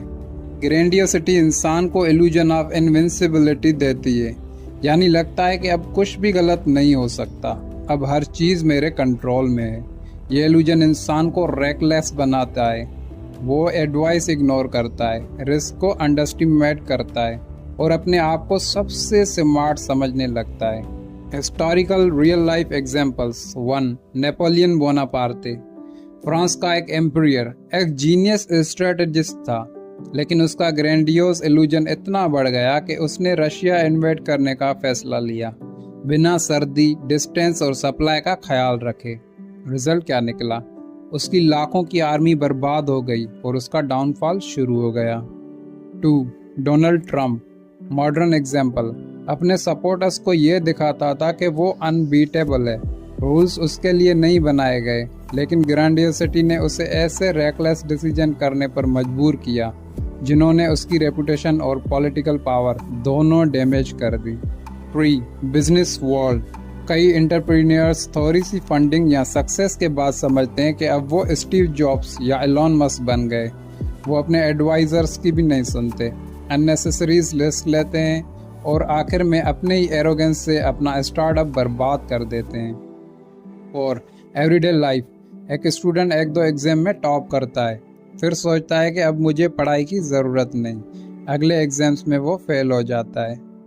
एक एम्प्लॉय प्रमोशन मिलते ही अपने कलीग्स को नीचे दिखाना शुरू कर देता है, लेकिन एरोगेंस की वजह से टीम उसे आइसोलेट कर देती है। Lessons insights. 1. रियलिटी को एंकर बनाओ। सक्सेस के बाद अपने आप को याद दिलाओ कि तुम्हारी हर चीज़ टेम्पररी है। जो आज तुम्हारे पास है वो डिसिप्लिन और कंसिस्टेंट हार्डवर्क की वजह से है, सिर्फ टैलेंट की वजह से नहीं। 2. Discipline is greater than ego. Grandiosity तुम्हें ये कन्विंस करती है कि तुम्हें और मेहनत की ज़रूरत नहीं, लेकिन असल में जितना बड़ा सक्सेस उतनी ही ज़्यादा डिसिप्लिन की ज़रूरत होती है। 3. ह्यूमिलिटी का पावर। जो इंसान जितना हम्बल होता है उतना ही ज़्यादा सीखता है। ह्यूमिलिटी तुम्हारी आंखें खुली रखती है, एरोगेंस उन्हें बंद कर देती है। 4. ग्रैंडियोसिटी को क्रिएटिव फ्यूल बनाओ। अपने आप को एक्स्ट्रा ऑर्डिनरी समझना बुरी बात नहीं, लेकिन इस इल्यूजन को एक्शन और फोकस काम में कन्वर्ट करो। मतलब अपने ईगो से मोटिवेशन लो, लेकिन अपनी रियलिटी का कनेक्शन कभी मत तोड़ो। 5. Science of grandiosity in others. अगर तुम्हें कोई बंदा लगातार अपनी ग्रेटनेस के क्लेम्स करता नजर आए, अपनी गलती एक्सेप्ट ना करे और हमेशा रूल्स तोड़ता हो, समझ लो कि वो ग्रैंडियोसिटी के ट्रैप में है। Insightful angle. ग्रैंडियोसिटी असल में इंसान का एक डिफेंसिव मैकेनिज्म है जो उसे ऑर्डिनरी फील करने से बचाता है। हम सब के अंदर ये इल्यूजन होता है। फ़र्क सिर्फ ये है कि कोई अपनी ग्रैंडियोसिटी को बैलेंस में रखता है और उसे ग्रोथ के लिए यूज़ करता है, और कोई अपनी ग्रैंडियोसिटी का शिकार हो जाता है और अपने ही डाउनफॉल का सबब बन जाता है। इसेंस, ग्रैंडियोसिटी एक डबल एज स्वॉर्ड है, मतलब दो धारी तलवार। अगर तुम इसे डिसिप्लिन और ह्यूमिलिटी के साथ कंट्रोल कर लो तो ये तुम्हारी ग्रेटनेस का फ्यूल बन सकती है, लेकिन अगर तुम इसे अनचेक्ड छोड़ दो तो ये तुम्हें अंधा बना देगी और तुम अपनी ही सक्सेस का शिकार बन जाओगे। ग्रैंडियोसिटी इंसान के अंदर का ट्रैप है जो उसे अपनी ही सक्सेस का शिकार बना देती है। अगर तुम हम्बल और ग्राउंडेड रहो तो तुम्हारा ग्रोथ कभी रुकेगा नहीं। 12th law, the law of gender rigidity. ये लॉ बताता है कि हर इंसान के अंदर दोनों जेंडर्स के साइकोलॉजिकल ट्रेट्स होते हैं, मस्कुलिन और फेमिनिन, लेकिन सोसाइटी हमें रिजिड बना देती है। मर्द से एक्सपेक्ट किया जाता है कि वो सिर्फ मस्कुलिन हो, स्ट्रॉन्ग, रैशनल, डोमिनेंट, और औरत से एक्सपेक्ट किया जाता है कि वो सिर्फ फेमिनिन हो, सॉफ्ट, इमोशनल, नर्चरिंग। इस रिजिडिटी की वजह से हम अपने अंदर के हाफ को इग्नोर कर देते हैं और अपनी पर्सनालिटी इनकम्प्लीट बना लेते हैं। हर इंसान के अंदर एक इनर मस्कुलिन और एक इनर फेमिनिन एनर्जी होती है। मस्कुलिन एनर्जी जो होती है वो रैशनैलिटी, डिसिप्लिन, एक्शन, असर्टिवनेस होती है। Feminine energy intuition, creativity, empathy, flexibility होती है। लेकिन प्रॉब्लम ये है कि सोसाइटी तुम्हें एक फिक्स जेंडर रोल में लॉक कर देती है। मर्द को कभी रोना नहीं चाहिए, औरत को ज़्यादा स्ट्रॉन्ग या बोल्ड होना ही नहीं चाहिए। रिजल्ट क्या निकलता है? इंसान अपने हाफ को दबा देता है, जिसकी वजह से वो इम्बैलेंस्ड और रिजिड हो जाता है। Real life and historical examples. 1. Leonardo da Vinci, एक परफेक्ट बैलेंस का मिसाल। एक तरफ मस्कुलिन रैशनैलिटी और साइंस, दूसरी तरफ फेमिनिन क्रिएटिविटी और एस्थेटिक्स। उसने दोनों एनर्जीज को एम्ब्रेस करके अपने काम को टाइमलेस बना दिया। 2. कार्ल जूंग का कंसेप्ट, एनिमा और एनिमस। जूंग के मुताबिक हर मर्द के अंदर एक एनिमा यानी फेमिनिन साइड होती है और हर औरत के अंदर एक एनिमस यानी मस्कुलिन साइड होती है। अगर इंसान अपनी दूसरी साइड को इग्नोर करे तो वो इनकम्प्लीट होता है। 3. वर्क प्लेस एग्जाम्पल, एक बॉस जो सिर्फ मस्कुलिन ट्रेट्स यूज़ करता है यानी आर्डर, कंट्रोल, लॉजिक, लेकिन एम्पैथी और इंट्यूशन इग्नोर करता है। उसकी टीम उसे डिक्टेटर समझकर उससे डिस्कनेक्ट हो जाती है। एक लीडर जो मस्कुलिन अथॉरिटी के साथ फेमिनिन एम्पैथी भी यूज़ करता है वो ज़्यादा इंस्पायरिंग और इफेक्टिव होता है। और एवरीडे लाइफ, एक मर्द अपने इमोशंस को रिप्रेस करता है क्योंकि उसे लगता है कि रोना वीकनेस है। रिजल्ट क्या निकलता है? डिप्रेशन होती है, एंगर होती है, आउटब्रस्ट हो जाते हैं। एक औरत अपनी असर्टिवनेस को दबाती है क्योंकि उसे लगता है कि बोल्ड होना औरतपन के खिलाफ है। रिजल्ट क्या निकलता है? वो अपनी फुल पोटेंशियल तक नहीं पहुंचती। Lessons, insights. 1. अपने अंदर डुअलिटी को एक्सेप्ट करो। तुम मर्द हो या औरत, दोनों साइड्स तुम्हारे अंदर हैं। अपनी इग्नोर्ड साइड को समझना और एम्ब्रेस करना तुम्हारी स्ट्रेंथ बनेगी। 2. बैलेंस का formula, masculine plus feminine is equal to wholeness, rational plus emotional is equal to wisdom, assertive plus empathetic is equal to real leadership. 3. Rigid roles तोड़ दो। समाज तुम्हें एक फिक्स बॉक्स में बंद करने की कोशिश करेगी, लेकिन अगर तुम उस बॉक्स से बाहर निकले तो तुम्हारी क्रिएटिविटी, अंडरस्टैंडिंग और सक्सेस मल्टीप्लाई हो जाएगी। 4. दूसरों को भी जज मत करो। अगर तुम किसी मर्द को थोड़ा सेंसिटिव देखते हो या किसी औरत को बोल्ड देखते हो तो समझ लो वो अपनी दूसरी साइड एम्ब्रेस कर रहा है। ये वीकनेस नहीं, स्ट्रेंथ है। Insightful angle. जेंडर रिजिडिटी असल में एक कल्चरल कंस्ट्रक्ट है, नेचुरल नहीं। नेचर तुम्हें कंप्लीट बनाती है, सोसाइटी तुम्हें हाफ बनाने की कोशिश करती है। जितना तुम अपनी अपोजिट जेंडर एनर्जी को एम्ब्रेस करोगे उतना ही तुम्हारा दिमाग और दिल दोनों एक्सपेंड करेंगे। इजेंस। अगर तुम अपनी अपोजिट जेंडर साइड को रिप्रेस करते हो तो तुम हाफ ह्यूमन बन जाते हो, लेकिन अगर तुम अपने अंदर के मस्कुलिन और फेमिनिन दोनों को इंटीग्रेट कर लोगे तो तुम एक कंप्लीट और एक्स्ट्रा ऑर्डिनरी इंसान बन जाओगे। 13th law, the law of aimlessness. इस लॉ का मतलब है अगर तुम्हारे पास क्लियर डायरेक्शन नहीं है तो तुम अपने लाइफ के सबसे डेंजरस जोन में हो, the zone of aimlessness. Robert Greene कहता है कि ज़्यादातर लोग अपनी ज़िंदगी एक शिप विदाउट अ कंपास की तरह जीते हैं। वो चल रहे होते हैं, मेहनत कर रहे होते हैं, लेकिन उन्हें पता ही नहीं होता कि कहाँ जा रहे हैं और क्यों। रिजल्ट क्या निकलता है? फ्रस्ट्रेशन होती है, जेलसी होती है, कंपैरिजन करते हैं और अल्टीमेटली मीडियोक्रिटी में रहते हैं। एमलेसनेस का मतलब है लाइफ में कोई लॉन्ग टर्म डायरेक्शन या पर्पस ना होना।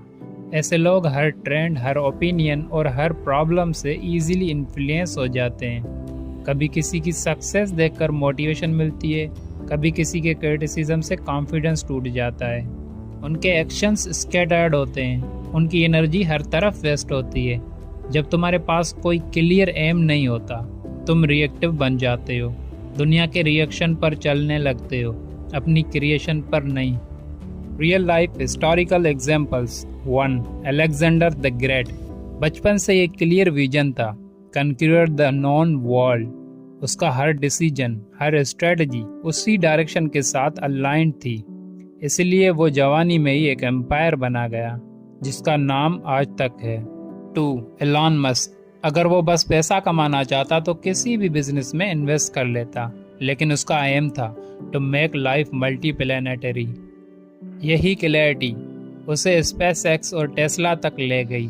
लोगों ने उसे पागल कहा, लेकिन उसके पास एम था, इसलिए वो अनस्टॉपेबल था। 3. Ordinary example. एक स्टूडेंट जिसे बस अच्छा फ्यूचर चाहिए, वो सब सब्जेक्ट्स पढ़ लेगा, सब जॉब्स ट्राई करेगा, लेकिन कुछ भी डीपली मास्टर नहीं करेगा। एक स्टूडेंट जिसका एम क्लियर है, मैं इकोनॉमिस्ट बनूंगा, वो हर चीज़ उस गोल के अकॉर्डिंग शेप करेगा। Books, mentors, habits, focus. सच्चाई क्या है? एमलेसनेस से बड़ी कोई ट्रेजेडी नहीं। एमलेस इंसान अपनी एनर्जी उन चीज़ों में लगाता है जिनका उसके लॉन्ग टर्म गोल से कोई लेना देना नहीं। फिर वो थक जाता है, होपलेस फील करता है और दुनिया को ब्लेम करने लगता है। Lessons, insights. 1. अपना नॉर्थ स्टार डिफाइन करो।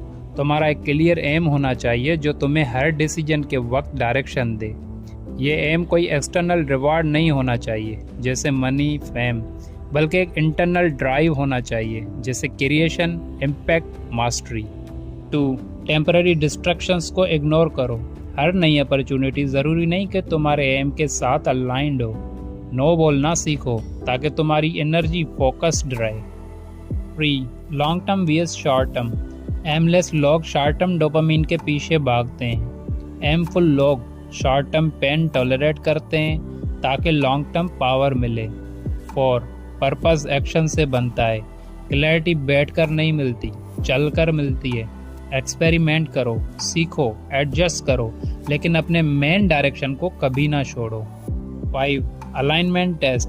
हर डिसीजन से पहले खुद से पूछो, क्या ये मेरे लॉन्ग टर्म एम के साथ अलाइन करता है? अगर नहीं तो छोड़ दो। Insightful angle. एमलेसनेस असल में एक मॉडर्न डिजीज है। सोशल मीडिया ने हर किसी को कंपैरिजन मशीन बना दिया है। हर कोई दूसरों के एम को अपना एम समझने लगा है। लेकिन रियल पीस और पावर तब मिलती है जब तुम अपना यूनिक डायरेक्शन डिस्कवर करते हो और उसके साथ ऑब्सेस्ड हो जाते हो। Essence, without direction energy is wasted, without purpose life becomes noise. जो इंसान अपना एम डिफाइन कर लेता है वो दुनिया को शेप करता है, जो एमलेस रहता है दुनिया उसे शेप करती है। 14th law, the law of conformity.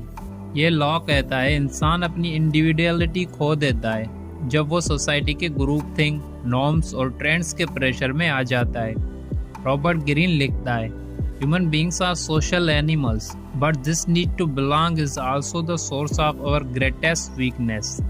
इंसान चाहता है कि लोग उसे एक्सेप्ट करें, इसलिए वो अपनी यूनिक सोच और कैरेक्टर को दबा देता है। लेकिन जब तुम अपनी इंडिविजुअलिटी सेक्रीफाइस करते हो तुम अपनी पावर खो देते हो।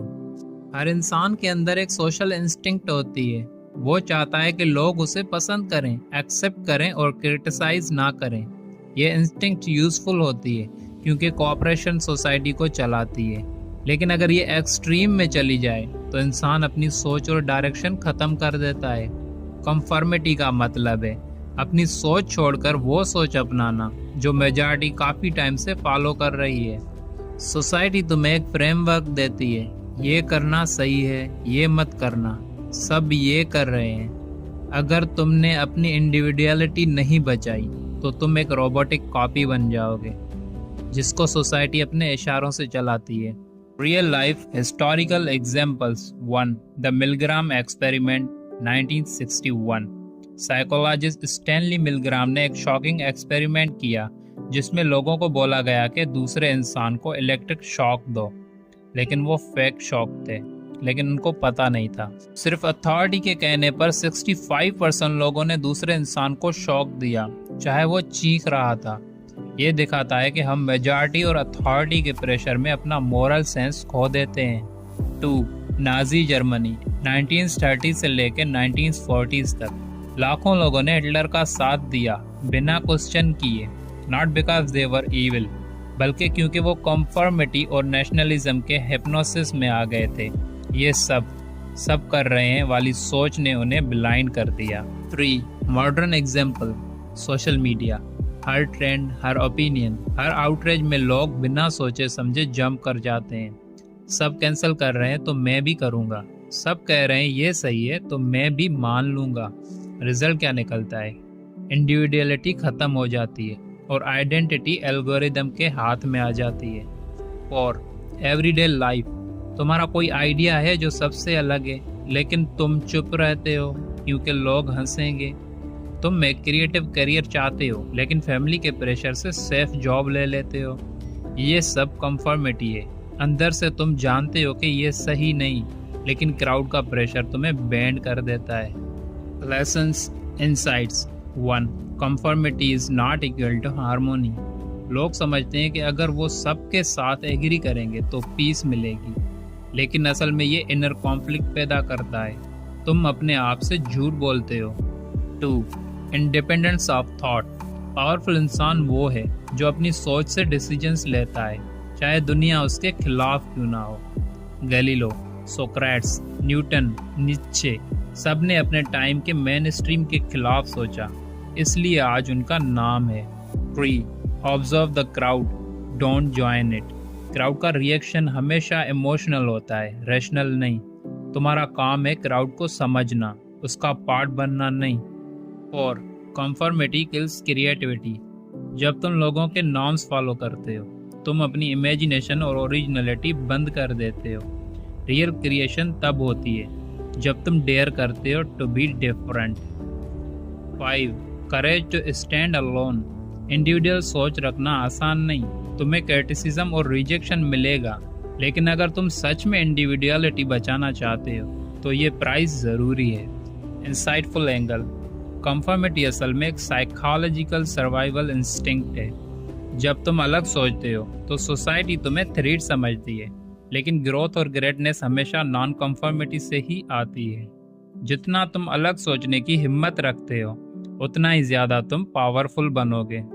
Essence, the crowd fears the one who thinks for himself because he cannot be controlled. जो इंसान अपने दिमाग से सोचता है वो सोसाइटी के प्रोग्रामिंग से आज़ाद हो जाता है, और जो अपनी इंडिविजुअलिटी सेक्रीफाइस करता है वो सिर्फ एक मास्क पहनता है जिसे दुनिया पसंद करे, लेकिन वो अपने अंदर से मर चुका होता है। 15th law, the law of fickleness, बेवफाई और इंसानी मूड स्विंग्स का कानून। इंसान का नेचर अनस्टेबल और अनप्रेडिक्टेबल है। आज लोग तुम्हें हीरो समझते हैं, कल तुम्हें विलन बना देंगे। आज वो तुम्हें बेस्ट फ्रेंड कहेंगे, कल वही तुम्हारा क्रिटिक बन जाएंगे। ये लॉ हमें ये समझाता है कि लोगों की फीलिंग्स, ओपिनियंस और लॉयल्टी पर कभी अंधा भरोसा मत करो। रॉबर्ट ग्रीन कहता है, human emotions are not constant, they flow like the tides and the mistake is to assume they stay the same. जब तुम किसी चीज़ में सक्सेसफुल होते हो, लोग इनिशियली एडमायर करते हैं, लेकिन धीरे धीरे वो एडमायरेशन जेलसी और रेजनमेंट में बदल जाती है। तुम किसी के लिए अच्छा करते हो, वो टेम्पोरली थैंकफुल होगा, लेकिन वक्त के साथ वो ये सोचने लगता है कि तुम्हारा फेवर एक बर्डन है। तुम किसी के लीडर, टीचर या रोल मॉडल बनते हो, जब तक वो इंस्पायर्ड है सब ठीक है, लेकिन जैसे ही वो इनसिक्योर या इन्फीरियर फील करे, वो तुम्हारे खिलाफ हो जाएगा। इन शॉर्ट, लोग अपने इमोशंस के गुलाम हैं, और तुम्हें भी उनके इमोशंस के बदलाव के साथ चलना सीखना होगा। Real life examples. 1. Julius Caesar. जब सीजर पावर में आया, रोम के लोग उसे हीरो मानते थे, वो उनका रेस्क्यूअर था, लेकिन जब उसका इन्फ्लुएंस बढ़ता गया, वही लोग जिन्होंने उसकी तारीफ की थी उसके खिलाफ हो गए। ब्रूटुस, उसका सबसे करीबी दोस्त, उसका किलर बना। Lesson, admiration change the resentment the movement power imbalance आता है। 2. Jesus Christ. जिस क्राउड ने एक दिन उसको किंग ऑफ ज्यूज कहा, उसी क्राउड ने कुछ दिन बाद चिल्लाया, crucify him. Lesson, people don't stay constant, उनका लव और हेट मोमेंटरी होता है। 3. मॉडर्न एग्जाम्पल, सेलिब्रिटीज और सोशल मीडिया।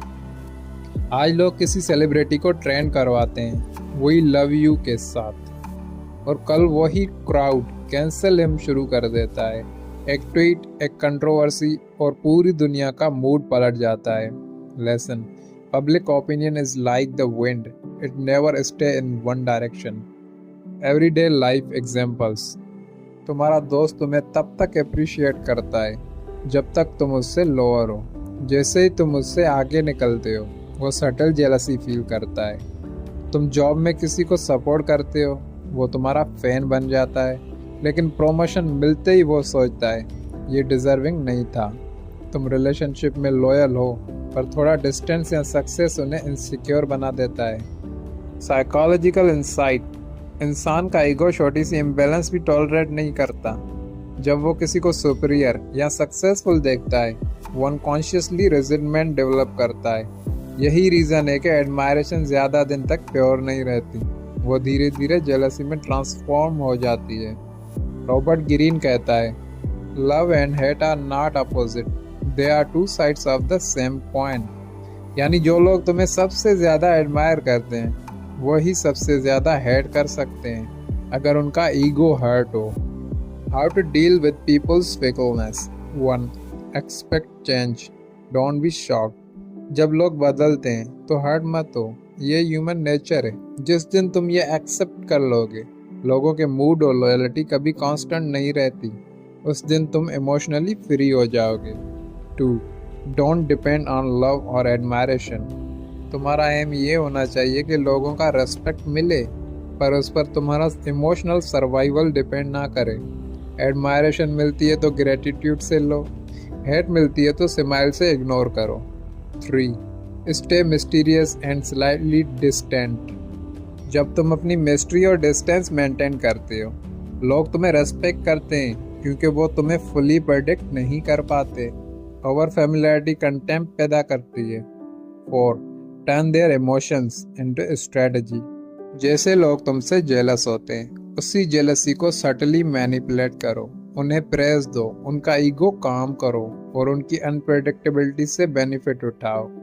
यही ग्रीन का रियल आर्ट है। Turn human weakness into your strength. 5. Never take praise at face value.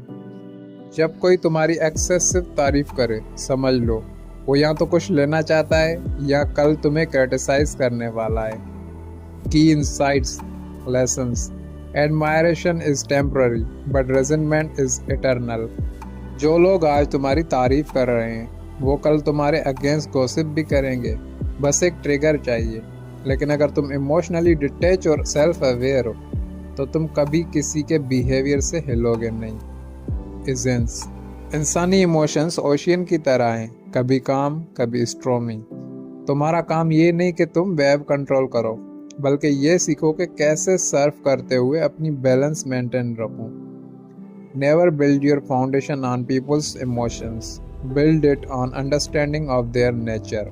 Robert Greene. 16th law, the law of aggression, छुपी हुई नाराजगी और दबे हुए गुस्से का कानून। रॉबर्ट ग्रीन कहता है कि इंसान के अंदर एग्रेशन एक नेचुरल, बायोलॉजिकल और साइकोलॉजिकल फोर्स है, लेकिन सोसाइटी ने हमें सिखाया है कि एंगर मत दिखाना, एग्रेसिव मत होना, पोलाइट रहो। रिजल्ट क्या निकलता है? हम अपना गुस्सा दबाते रहते हैं और वो प्रेशर कुकर की तरह अंदर जमता रहता है जब तक एक दिन एक्सप्लोजन नहीं होता या किसी और फॉर्म में लीक नहीं होता, जैसे जेलसी, सार्काज्म, गॉसिप, मैनिपुलेशन। इस लॉ का मतलब है कि हर इंसान के अंदर एक हिडन एग्रेसिव ड्राइव होती है। वो किसी ना किसी फॉर्म में ज़रूर निकलती है, चाहे वो डायरेक्टली, इनडायरेक्टली या सब्टिली हो। एग्रेशन सिर्फ वायलेंस नहीं होता, ये एक एनर्जी है एक्शन लेने की, अपनी बाउंड्री सेट करने की और डोमिनेंस इस्टेब्लिश करने की। जब सोसाइटी इस एनर्जी को सप्रेस करती है, ये एनर्जी नेगेटिव फॉर्म में बदल जाती है, जैसे passive aggression, jealousy, sabotage, guilt trapping, backbiting and silent treatment. Robert Greene का message, you can never destroy aggression, you can only transform it.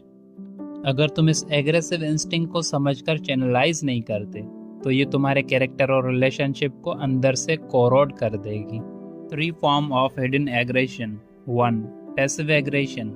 ये वो लोग हैं जो सामने से पोलाइट और स्वीट लगते हैं लेकिन इनडायरेक्टली हर्ट करते हैं, जैसे लेट रिप्लाई करना, सार्काज्म यूज़ करना या इमोशनल गिल्ट देना।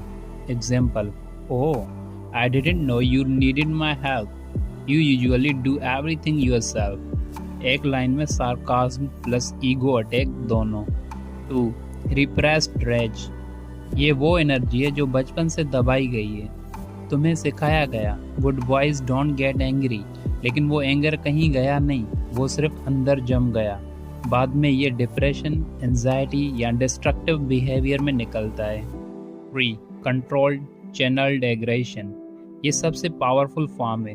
तुम अपने गुस्से को डिसिप्लिन और डायरेक्शन में बदलते हो, जैसे Michael Jordan, Steve Jobs and Muhammad Ali ने किया। वो लोग अपनी कॉम्पिटिटिवनेस और रेज को अब मैस्ट्री और क्रिएशन में कन्वर्ट कर गए। Psychological insights. फ्रीड के मुताबिक हर इंसान के अंदर थैनाथोस यानी डेथ ड्राइव और इरोस यानी लाइफ ड्राइव दोनों होते हैं। थैनाथोस वो इंस्टिंक्ट है जो तोड़ता है, मारना चाहता है, डोमिनेट करना चाहता है। अगर तुम इस इंस्टिंक्ट को इग्नोर करते हो, ये अंदर ही अंदर तुम्हें तोड़ देता है। रॉबर्ट ग्रीन कहता है, the most polite people often carry the most suppressed anger, यानी जितना कोई इंसान ज़्यादा पोलाइट और परफेक्ट दिखने की कोशिश करता है, उतना ही अंदर से वो रिप्रेस्ड और डेंजरस हो सकता है।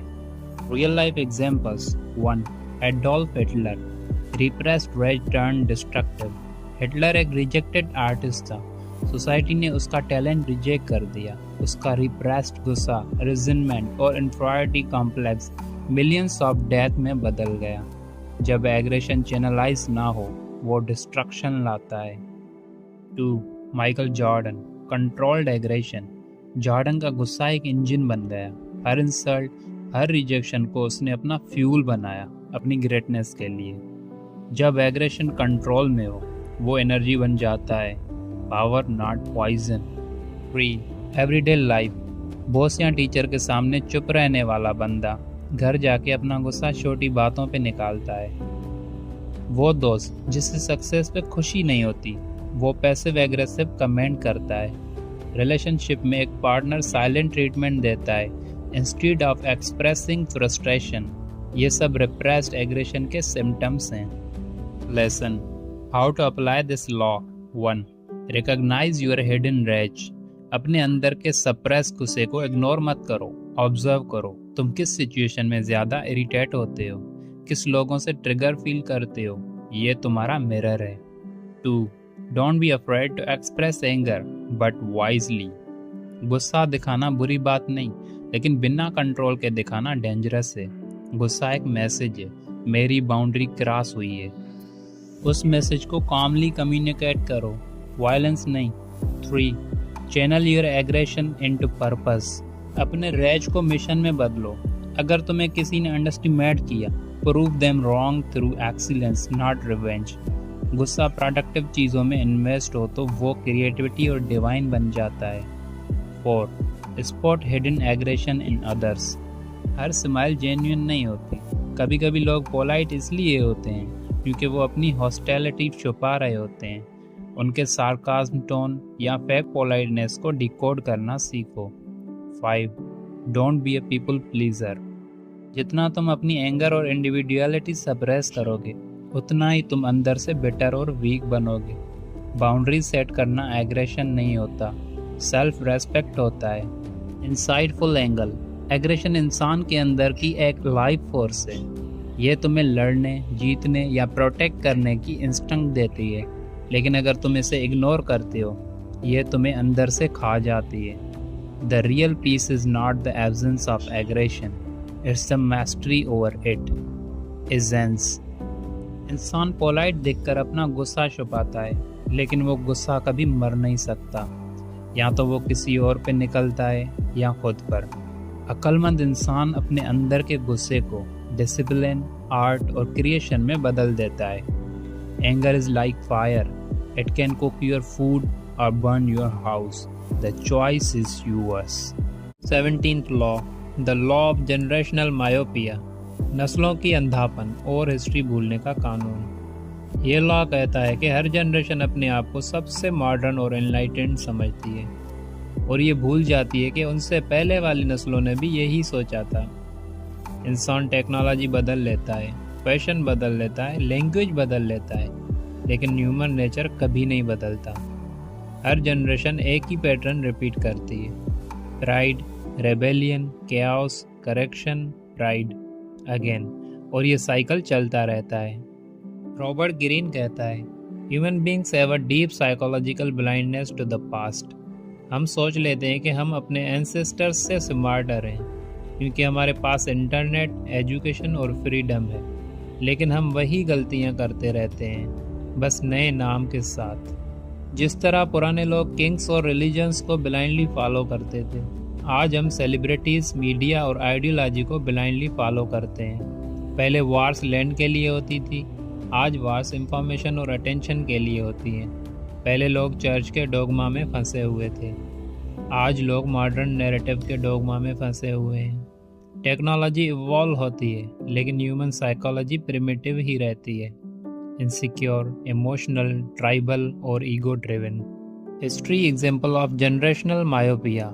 1. Ancient Greece, Rome, modern West. Greece की जनरेशन ने सोचा कि उन्होंने सिविलाइजेशन का पीक देख लिया, फिर वो अपने लग्जरी और प्राइड में डूब गए। रोम ने उनकी मिस्टेक रिपीट की, ओवर कॉन्फिडेंस, डेकिडेंस, एरोगेंस। आज वेस्ट भी वही कर रहा है, पावर और कंफर्ट के नशे में अंधे हो गए हैं, बाय इट्स ओन सुपीरियरिटी। हर सिविलाइजेशन अपनी ही सक्सेस में खुद को बर्बाद करती है। 2. The 1920s vs 2020s। 1920s में यूथ ने बोला, we are free from the old moral rules. वो फैशन, म्यूजिक और रेबेलियन में डूब गए। रिजल्ट क्या निकला? 1930s की ग्रेट डिप्रेशन और वर्ल्ड वॉर 2। आज 2020s में भी यूथ कहती है, we are different, we know better, लेकिन एंजाइटी, कंफ्यूजन और सोशल कोलैप्स के सेम पैटर्न रिपीट हो रहे हैं। Pre social media as. आज के लोग सोच रहे हैं कि वो इंडिपेंडेंट थिंकर्स हैं, लेकिन वो एल्गोरिदम के पपेट हैं। वो वही सोचते हैं जो उनके फीड में उन्हें बताया गया। ये मॉडर्न मायोपिया है। फ्रीडम के नाम पे slavery. Why we repeat history. 1. Short term memory bias. हर इंसान अपनी लाइफ को ही रियल वर्ल्ड समझता है। उसे लगता है कि उसके एक्सपीरियंस ही यूनिक है और पुरानी जनरेशन आउटडेटेड थी। 2. Ego of modernity. हम समझते हैं कि हम इवॉल्व हो गए हैं, पर असल में हम सिर्फ प्रिमिटिव इम्पल्सेस को डिजिटल टूल्स से एक्सप्रेस कर रहे हैं। 3. Loss of connection to wisdom. पुराने फिलोसोफर्स, हिस्टोरियंस और सेंट्स ने जो लेसन दिए, हम उन्हें बोरिंग समझकर इग्नोर कर देते हैं। यही इग्नोरेंस हमें उन्हीं ट्रैप्स में दोबारा गिरा देती है। Psychological insight. रॉबर्ट ग्रीन कहता है, human nature is the constant, history is it's shadow. यानी अगर तुम ह्यूमन नेचर समझ जाओ, ईगो, इनवे, फियर, पावर, लव, तो तुम हिस्ट्री को समझ जाओगे। और अगर तुम इन फोर्सेस को इग्नोर करते हो तो तुम वही मिस्टेक्स दोबारा रिपीट करोगे जो तुमसे पहले सबने की। Everyday life example. तुम्हारे पेरेंट्स कहते हैं पढ़ाई पे फोकस करो, तुम कहते हो वो ओल्ड थिंकिंग है, लेकिन बाद में जब लाइफ में स्ट्रगल होता है तुम्हें समझ आता है कि उनका एक्सपीरियंस टाइमलेस था। तुम्हें लगता है अब रिलेशनशिप्स अलग हैं, हम मॉडर्न हैं, लेकिन इनसिक्योरिटी, ईगो और मैनिपुलेशन आज भी वैसे ही है जैसे 1000 साल पहले थी। हर नई जनरेशन अपने पेरेंट्स को बैकवर्ड कहती है और उनके बच्चे आके उन्हें बैकवर्ड कहते हैं। Cycle continues. Lessons, how to apply this law. 1. Study the past deeply. History boring नहीं है, वो मिरर है हर पैटर्न का, हर डाउनफॉल का। हर पावर शिफ्ट हमेशा एक ही फार्मूला फॉलो करती है। जितना तुम हिस्ट्री समझोगे उतना तुम प्रेडिक्टेबल वर्ल्ड से आगे हो जाओगे। 2. Detach from the generation साइप। Her generation के अपने लाइज होते हैं। We are progressive, we are free, we are smarter. ये इल्यूजन तुम्हें ब्लाइंड करते हैं। अपनी जनरेशन से एक स्टेप पीछे हटकर देखना सीखो। 3. Think in centuries not years. Voice लोग शॉर्ट टर्म ट्रेंड्स पे नहीं चलते, वो लॉन्ग टर्म साइकिल्स और ह्यूमन पैटर्न समझकर मूव करते हैं। 4. B A time traveller of mind. सोचो, अगर तुम 500 साल पहले के इंसान होते तो क्या करते। ये पर्सपेक्टिव तुम्हें करंट इल्यूजन से निकाल देता है। 5. Preserve wisdom not trends. Trends expire होते हैं, विजडम टाइमलेस होती है। तुम्हारा काम ये नहीं कि दुनिया के हाइप का हिस्सा बनो, बल्कि ये समझो कि हाइप पहले भी आ चुकी है और दोबारा आएगी। Insightful angle. ये लॉ तुम्हें एक सुपर पावर देता है। जब दुनिया ब्लाइंड हो तुम क्लियरली देख सकते हो। जब लोग नया ज़माना नई सोच कहकर खुश होते हैं तुम समझ पाओगे कि ये old drama with new actors है। The fool lives in the time, the wise man lives in all times. Essence. Human nature का कोड कभी अपडेट नहीं होता, सिर्फ उसका वॉलपेपर बदलता है। जो इंसान हिस्ट्री और साइकोलॉजी दोनों समझ लेता है वो अपने एरा का स्लेव नहीं रहता, वो उसका ऑब्जर्वर और मास्टर बन जाता है। Those who read human nature read the future, because the future is nothing but human nature repeating itself. Robert Greene. 18th law, the law of death denial. कभी रात के वक्त सोचा है कि एक दिन तुम नहीं रहोगे, तुम्हारी आवाज़, तुम्हारा नाम, तुम्हारी आदतें सब खत्म हो जाएंगी। लेकिन हम सब क्या करते हैं, हम प्रिटेंड करते हैं जैसे हम हमेशा रहेंगे। हम अपनी ज़िंदगी इसी तरह जीते हैं जैसे मौत किसी और के लिए है। रॉबर्ट ग्रीन कहते हैं, most people are not living, they are merely avoiding the thought of dying. यानी ज़्यादातर लोग जीते नहीं, सिर्फ मरने के खौफ से भागते हैं। Section 1, the denial begins. हम सब मौत से डरते हैं, लेकिन हम उस डर को समझने की बजाय उसे छुपाते हैं। हम डिस्ट्रैक्शंस में घुस जाते हैं, सोशल मीडिया, काम, एंटरटेनमेंट, रूटीन, और दिल में कहते हैं अभी तो टाइम है। लेकिन सच ये है किसी को नहीं पता कितना टाइम है। बस हम सब प्रिटेंड करते हैं जैसे मौत दूर है, जैसे कल गारंटीड है। पर रॉबर्ट ग्रीन कहते हैं death is the only certainty and yet we build our lives around illusion of permanence. यानी हम अपनी जिंदगी एक झूठ पे खड़ी करते हैं। Section 2, the price of denial. मौत से इनकार का सबसे बड़ा नतीजा ये होता है तुम जिंदा होते हुए भी मर जाते हो। तुम सेफ जीना चाहते हो, तुम रिस्क नहीं लेते। तुम किसी को दिल से प्यार नहीं करते क्योंकि दर्द से डरते हो। तुम अपने ड्रीम्स पोस्टपोन करते हो कल के लिए, लेकिन एक दिन वो कल ही नहीं आता और तब समझ आता है कि सबसे बड़ा लॉस पैसा नहीं, टाइम होता है। स्टीव जॉब्स ने कहा था, remembering that you are going to die is the best way I know to avoid the trap of thinking you have something to lose. यानी मौत को याद रखना तुम्हें फियरलेस बनाता है। Section 3, the awakening. सोचो अगर तुम्हें बताया जाए कि तुम्हारे पास सिर्फ 1 साल है जीने का, तो क्या तुम वैसे ही जीते जैसे अभी जी रहे हो? नहीं, तुम फेक लोगों को छोड़ देते, तुम टाइम वेस्ट करना बंद कर देते, तुम हर दिन वो करते जो तुम्हें जिंदा महसूस कराता है। तो सवाल ये है, क्यों मौत का वेट करते हो जीना स्टार्ट करने के लिए? मार्कस ऑरेलियस ने लिखा था, you could leave life right now, let that determine what you do, से एंड थिंक। यानी हर पल तुम्हारा लास्ट पल होता है, तो हर बात, हर काम, हर डिसीजन वैसे ही लो जैसे ये तुम्हारा लास्ट चांस हो। Section 4, the psychology behind it. Freed और अर्नेस्ट बेकर के मुताबिक इंसान हर दिन एक हिडन फियर के साथ जीता है, द फियर ऑफ डेथ। हम इमॉर्टल दिखने की कोशिश करते हैं, फेम, वेल्थ, ब्यूटी, लेगेसी, ताकि लोग हमें याद रखें, ताकि हम डिसअपियर ना हो जाएं। रॉबर्ट ग्रीन कहते हैं, the more you deny death, the more you become it's slave. जितना तुम मौत को इग्नोर करते हो, उतना ही तुम उसके कंट्रोल में आ जाते हो। Section 5, the power of acceptance.